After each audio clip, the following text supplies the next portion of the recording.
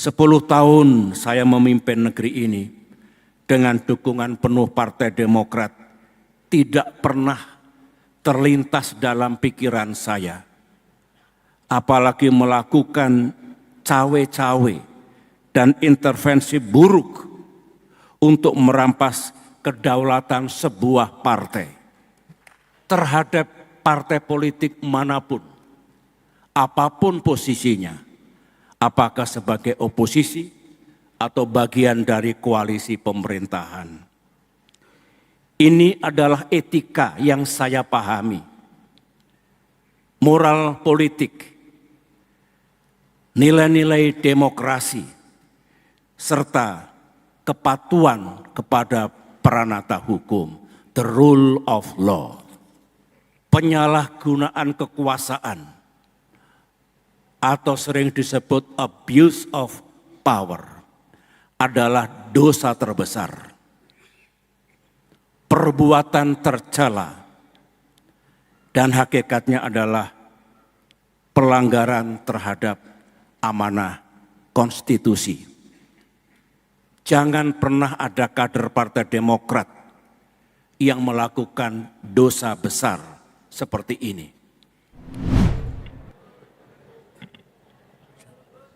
Bisa turunkan ini. Yang paling rendah ya. Beda tinggi sama ketum.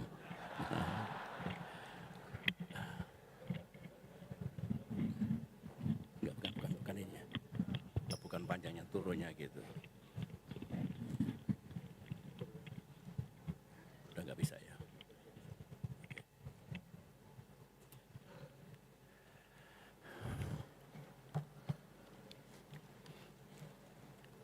Masih ingat saya? Alhamdulillah.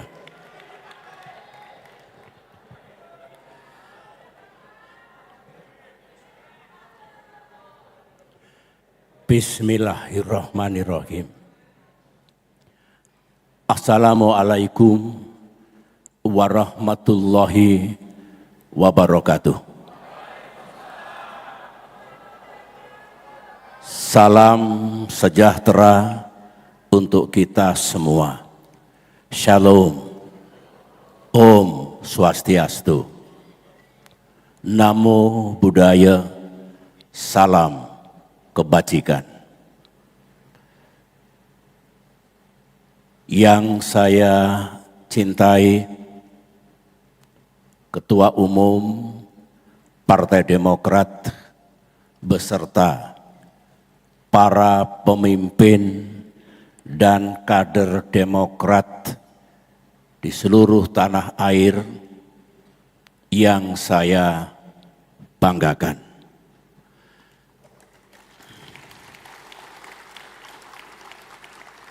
Alhamdulillahirabbil alamin. Izinkan saya selaku orang tua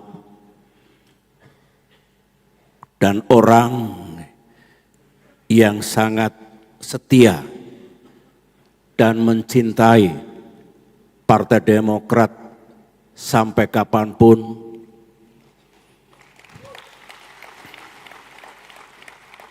untuk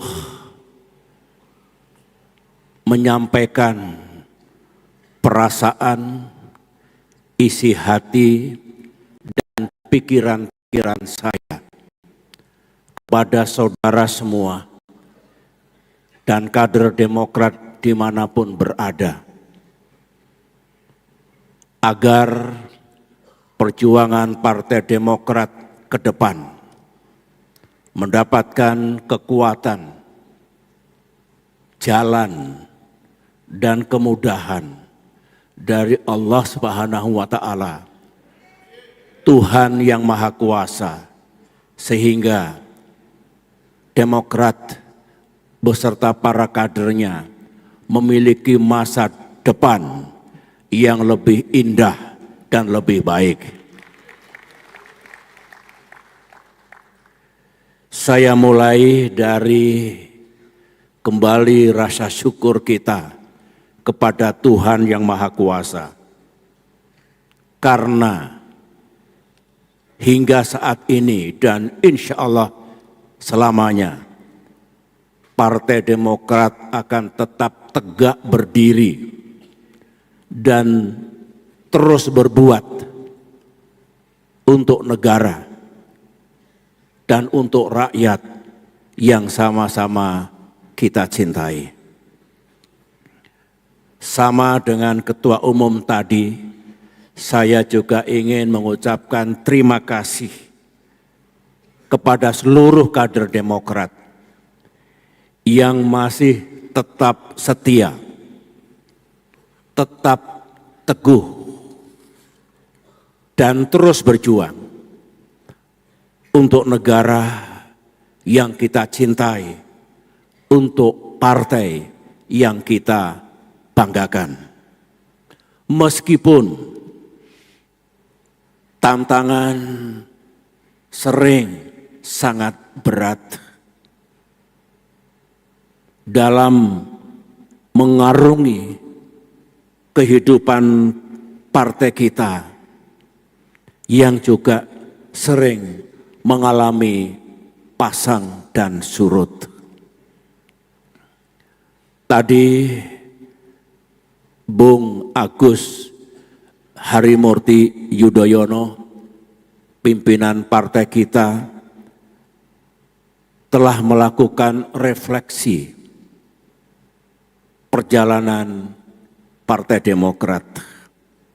Saya setuju dan menggarisbawahi bahwa 10 tahun terakhir partai kita 2014-2024 adalah tahun-tahun yang sangat berat.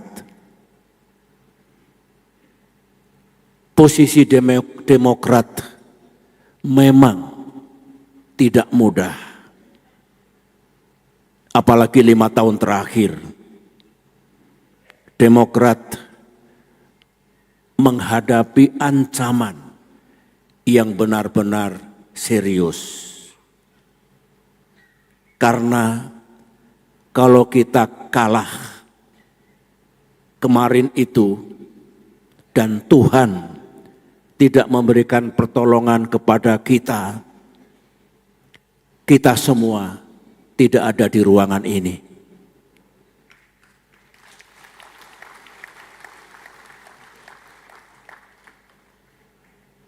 Tuhan Maha Besar. Kita tidak menyerah. Kita berani menghadapi tantangan dan melawan ketidakadilan, kezoliman, sebuah kekuatan, bukan hanya orang, kekuatan yang secara ilegal dan secara amoral ingin merebut kepemimpinan partai yang sah, yang memiliki kedaulatan penuh untuk memimpin partai kita. Yang menjadi keprihatinan saya selaku orang tua yang pernah mengabdi 30 tahun sebagai prajurit untuk mempertahankan kedaulatan dan kepentingan nasional Indonesia, yang selama 15 tahun berada di wilayah pemerintahan untuk berbuat yang terbaik bagi bangsa dan negara kita. Kita harus menghadapi aksi-aksi buruk oleh pihak tertentu yang sangat dekat dengan pusat kekuasaan. Tidak pernah terbayang dalam pikiran saya hal itu terjadi. Memang sangat melelahkan dan mengganggu keseluruhan agenda partai, termasuk pelaksanaan musda dan muscap, mengganggu konsolidasi partai dan kesiapan kita menghadapi pemilu tahun 2024 yang lalu. Bisa dimengerti kesulitan partai kita untuk mengajak putra-putri bangsa bergabung dan berjuang bersama Partai Demokrat.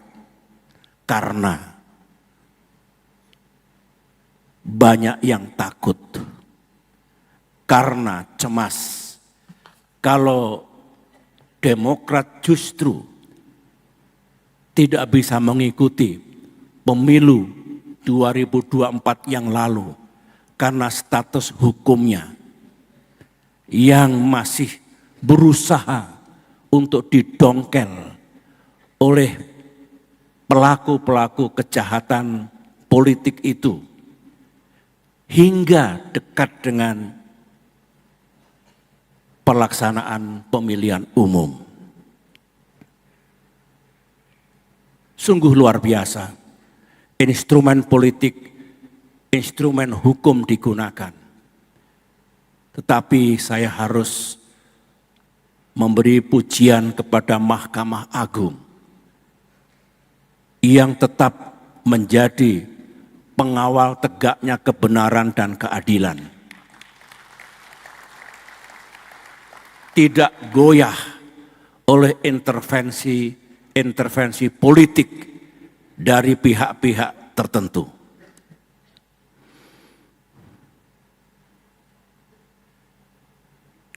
Oleh karena itu, terkait dengan refleksi kesejarahan ini, sekali lagi, selaku penggagas dan pembentuk partai yang kita cintai ini, untuk mengucapkan terima kasih dan ucapan rasa bangga saya kepada para kader yang bersama-sama pemimpin partai berjuang tegar, teguh, dan berani melawan kezoliman dan ketidakadilan kepada Partai Demokrat yang kita cintai. Pesan saya ke depan, jangan pernah kita takut menghadapi siapapun. Jika kedaulatan partai kita hendak dirampas, jika kita harus menegakkan kebenaran dan keadilan di negeri ini. 10 tahun saya memimpin negeri ini dengan dukungan penuh Partai Demokrat, tidak pernah terlintas dalam pikiran saya, apalagi melakukan cawe-cawe dan intervensi buruk untuk merampas kedaulatan sebuah partai.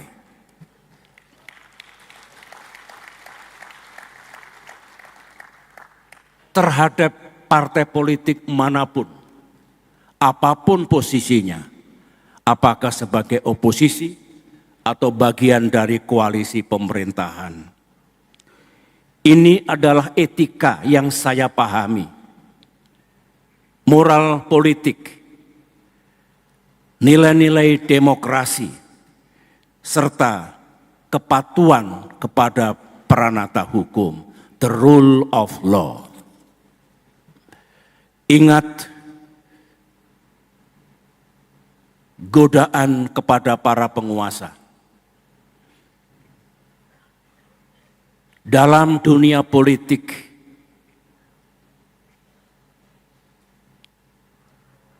penyalahgunaan kekuasaan atau sering disebut abuse of power adalah dosa terbesar, perbuatan tercela, dan hakikatnya adalah pelanggaran terhadap amanah konstitusi. Jangan pernah ada kader Partai Demokrat yang melakukan dosa besar seperti ini. para kader yang saya cintai, masa-masa berat dan hari-hari gelap karena mendung hitam menggantung dulu, kini telah berlalu. Bersyukur kita. Terima kasih para kader. Mari sekarang dengan semangat baru, tekad baru, kita lanjutkan langkah perjuangan kita untuk Indonesia yang lebih maju, Indonesia yang lebih damai, Indonesia yang lebih adil, Indonesia yang lebih demokratis, dan Indonesia yang lebih sejahtera.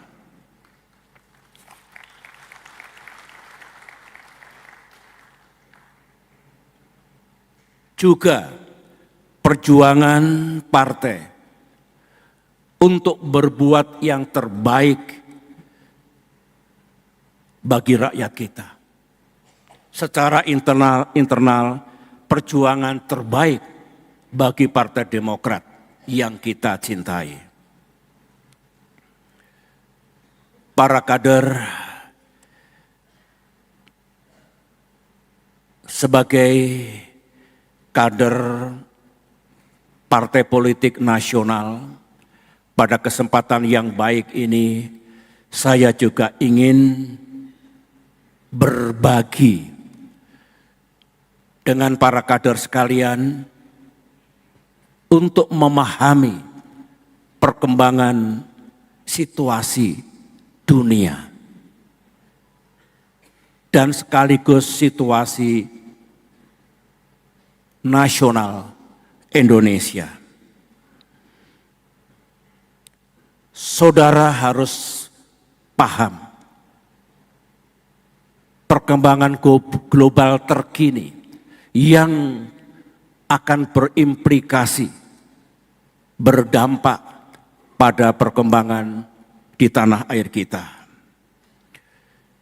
Untuk diketahui, setiap hari saya mengikuti dan menyimak perkembangan pada tingkat dunia. Every single day. Di samping itu, alhamdulillah, saya juga masih aktif untuk bersama-sama dengan pemimpin dunia, mantan pemimpin dunia, di berbagai forum, di berbagai tempat, dengan tujuan agar dunia kita ke depan lebih baik. 3 tahun terakhir ini, karena banyak yang sudah bertahun-tahun tidak bertemu saya tidak bertemu dengan para kader. Sebagai laporan saya, di samping terus menjadi orang tua untuk partai ini, saya memang masih tetap aktif, masih tetap peduli, masih menyampaikan pikiran dan pandangan saya di berbagai forum. Di Berlin, Jerman Barat, ikut mendiskusikan bagaimana situasi dunia ketika terjadi perang di Ukraina dan ketika ekonomi global sedang mengalami goncangan. Di Riyadh, Saudi Arabia, saya diajak juga untuk bagaimana membangun ekonomi di Timur Tengah yang berkelanjutan seraya menjaga kelestarian alam. Di Kuala Lumpur kita berdiskusi bagaimana ASEAN tetap relevan dan berkontribusi bagi kawasan Asia bahkan dunia. Di San Francisco kita berbincang-bincang memastikan peperangan dan kekerasan berkurang dan tidak terjadi kejahatan perang ataupun crimes against humanity. Di New York, saya diajak, alhamdulillah, untuk ikut memerangi malaria sedunia bersama Bill Gates dan lain-lain sahabat saya. Dan lebih jauh lagi meningkatkan the quality of life manusia sedunia.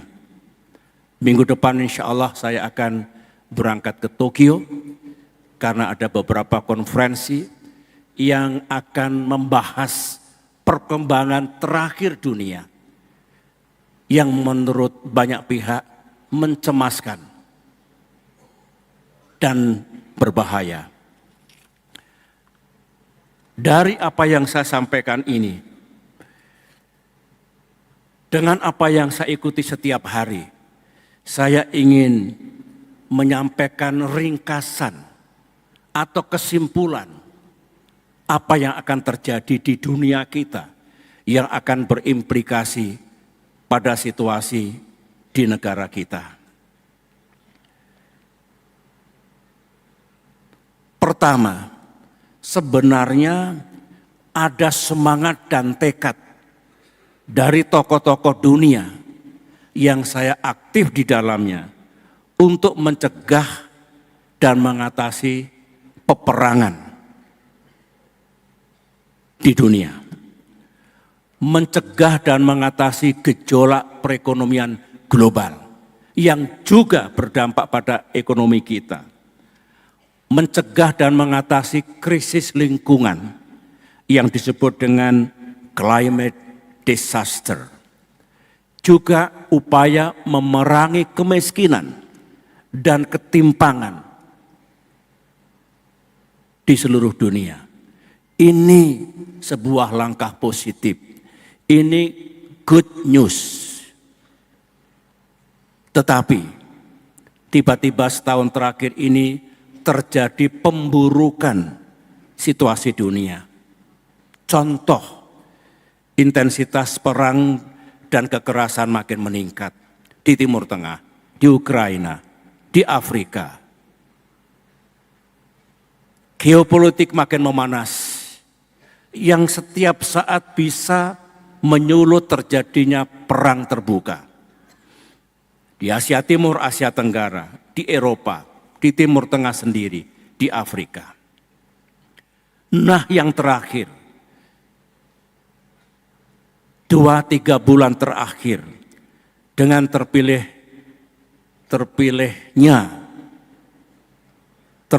kembalinya Donald Trump menjadi Presiden Amerika Serikat, ketegangan global makin meningkat.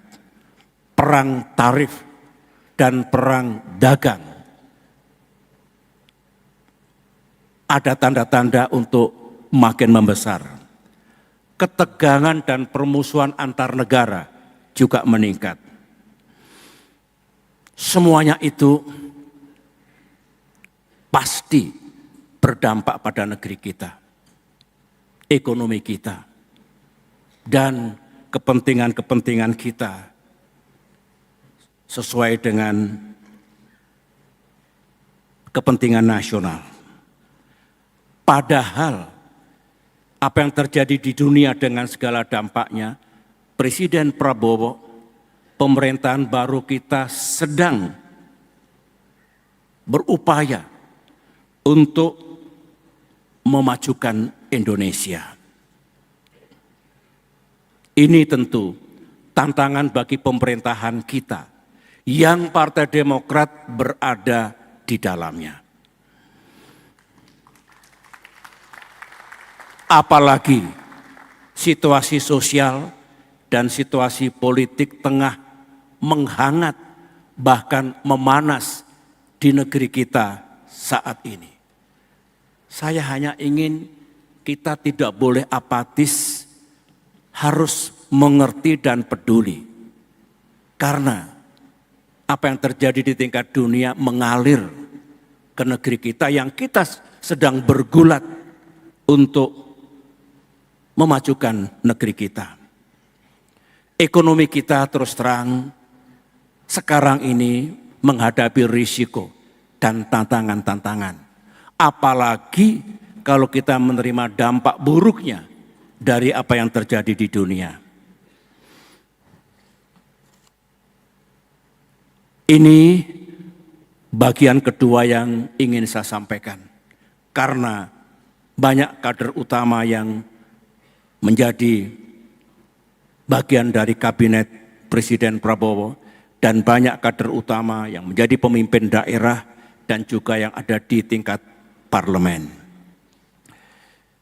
Bagian terakhir dari yang ingin saya sampaikan adalah saya ingin bicara etika dan kewajiban Demokrat sebagai bagian dari pemerintahan Presiden Prabowo. Ini sangat penting. Demokrat terkenal karena menjunjung tinggi etika dalam berpolitik.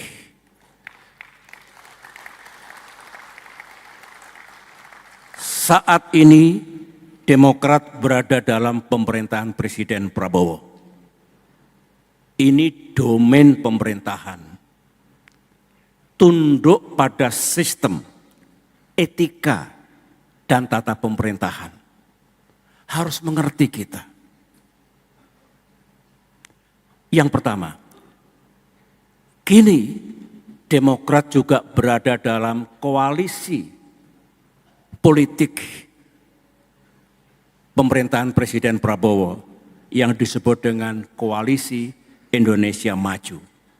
Ini domainnya domain politik, rujukannya etika dan kelaziman ketika kita berkoalisi. Terkait dengan hal ini yang saya anggap sangat fundamental, karena rakyat ingin melihat seperti apa Demokrat menempatkan diri ketika berada dalam pemerintahan dan dalam koalisi pemerintahan Presiden Prabowo. Yang saya sampaikan ini adalah pikiran saya yang ternyata klop dengan pikiran Ketua Umum AHY dan para petinggi partai yang sering kita diskusikan. Dalam kaitan pemerintahan Presiden Prabowo, Demokrat harus sungguh-sungguh dan all out untuk menyukseskan pemerintahan Presiden Prabowo. Seperti tagline Kongres ini. Wajib. Ini etika. Tentu sesuai dengan visi, prioritas dan agenda yang telah ditetapkan oleh Presiden kita. Sebagai bentuk loyalitas dan dukungan penuh Partai Demokrat, kita harus mengawal pemerintahan Presiden Prabowo untuk memastikan upaya peningkatan kesejahteraan rakyat yang pemerintah inginkan dan memajukan Indonesia yang juga pemerintah tuju itu betul-betul sukses. Yang semua upaya pemerintah itu tentu sesuai dengan konstitusi, sistem ketatanegaraan, dan sistem pemerintahan yang berlaku, serta menjalankan prinsip-prinsip good governance. Dan kita kawal agar yang dilaksanakan pemerintah untuk memajukan Indonesia kita sesuai pula dengan harapan dan aspirasi rakyat Indonesia. Harapan dan aspirasi mayoritas rakyat Indonesia yang memberikan mandat kepada Presiden Prabowo yang sekarang memimpin pemerintahan yang Demokrat ada di dalamnya.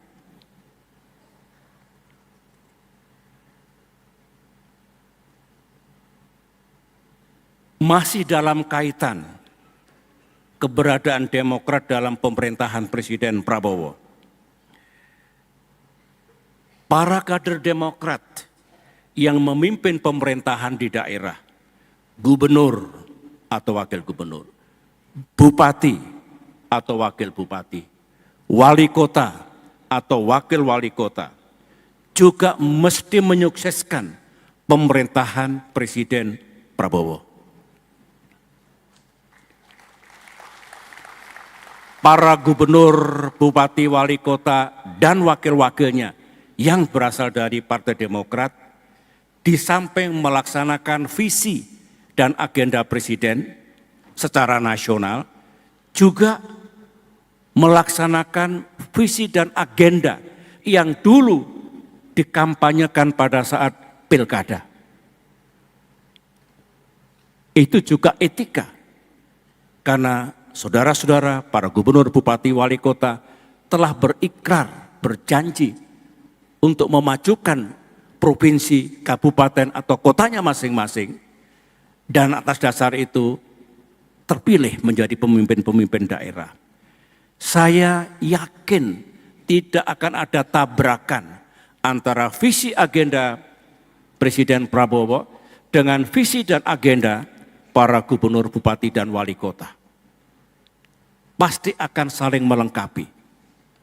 Sulit memajukan kesejahteraan, menjaga keadilan, menegakkan demokrasi, membangun ekonomi, mesti tujuannya itu sama, lingkupnya yang berbeda.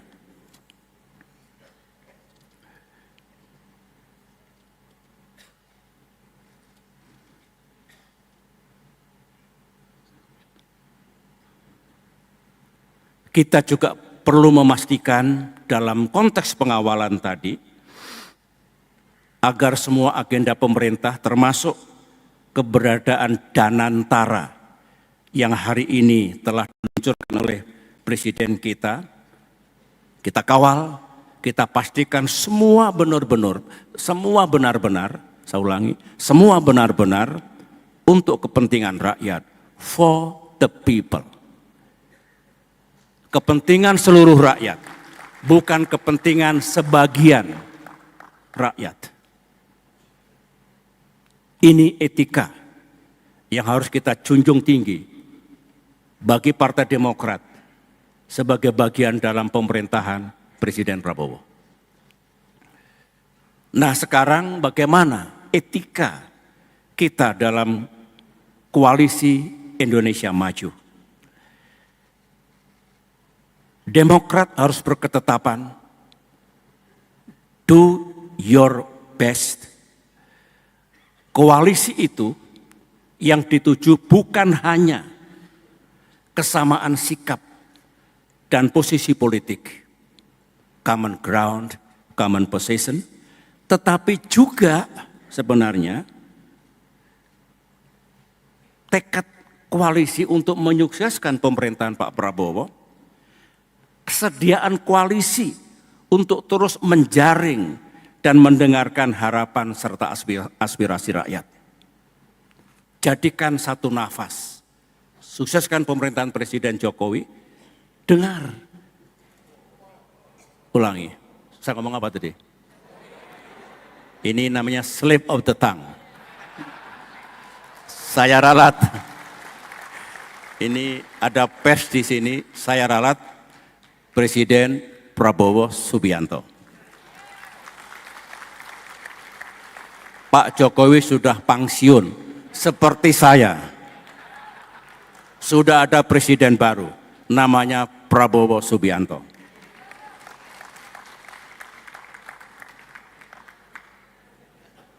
Khusus kader Partai Demokrat yang mengemban tugas di lembaga legislatif, di parlemen, utamanya di DPR RI. Fraksi Partai Demokrat maupun individu-individu anggota DPR RI teruslah mendukung dan mengawal suksesnya pemerintahan ini. Wujud dukungan di parlemen termasuk memastikan jajaran pemerintahan, para menteri, atau lembaga apapun di pemerintahan untuk menjalankan tugasnya secara proper, merujuk ke undang-undang, dan menjalankan good governance. Wujud kesetiaan, wujud dukungan Demokrat, termasuk mencegah para menteri dan para pembantu presiden melakukan kesalahan dan penyimpangan. Itu wujud dukungan dan kesetiaan. Selalu membenarkan elemen pemerintah, padahal barangkali keliru, justru membahayakan Presiden Prabowo Subianto. Apalagi kalau kita melakukan pembiaran hal-hal yang seharusnya tidak terjadi karena kealpaan. Waktu saya memimpin dulu mungkin juga yang dilaksanakan pemerintah ada hal-hal yang kurang tepat. Dalam kaitan itu, sekali lagi wujud kesetiaan dan dukungan kita mengawalnya, mencegahnya untuk tidak terjadi. Melakukan pembiaran sehingga pemerintahan tidak berhasil, presiden kita tidak berhasil, menurut saya keluar dari etika dan moral politik yang harus kita junjung tinggi. Seperti inilah para kader yang sangat saya cintai, etika politik yang harus tetap kita junjung tinggi dan kita jalankan. Semuanya akhirnya sesuai dengan tagline, kita akan berbuat sekuat tenaga agar pemerintahan Presiden Prabowo sukses dan rakyat kita mendapatkan keadilan dan kesejahteraan yang makin baik. Itulah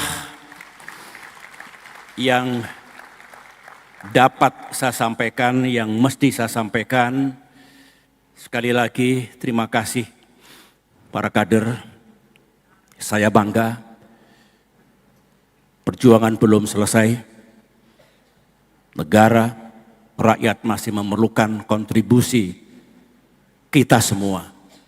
Partai Demokrat, marilah tulus, jernih, dan serius kita bersama-sama memajukan negeri tercinta.